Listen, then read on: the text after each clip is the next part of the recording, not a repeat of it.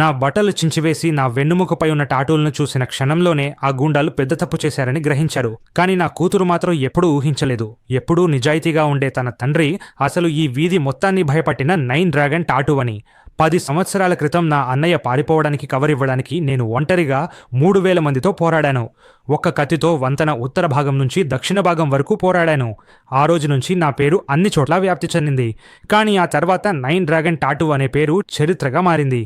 నన్ను అరెస్టు చేసి జైలుకు పంపారు. ఈ రోజు నేను జైలు నుంచి విడుదలయ్యే రోజు. నా అన్నదమ్ములు విలాసవంతమైన కార్లలో నన్ను తీసుకెళ్లడానికి వచ్చారు. ప్రపంచం మొత్తం వ్యాపారాలు ఏర్పాటు చేసి నా రాక కోసం ఎదురుచూస్తున్నారు. కానీ నా పాత జీవితం నన్ను విసిగించింది.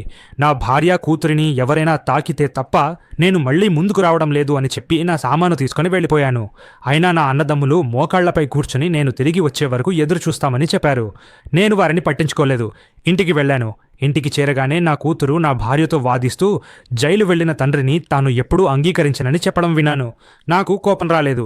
ఎందుకంటే ఈ సంవత్సరాలన్నింటిలో నేను వారికి చాలా సమస్యలు తెచ్చాను.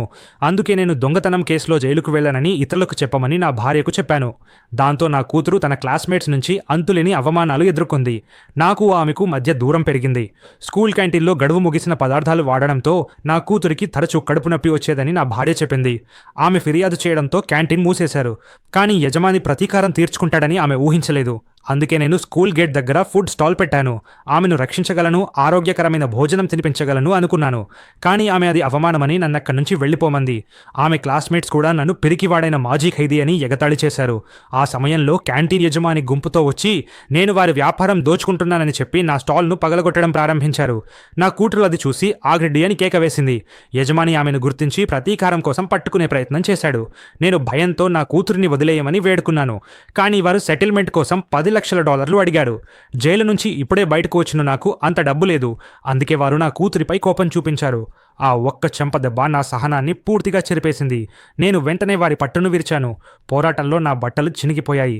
అప్పుడు వాళ్లకు అర్థమైంది వాళ్ళు భయంకరమైన ఒక వ్యక్తిని రెచ్చగొట్టారని.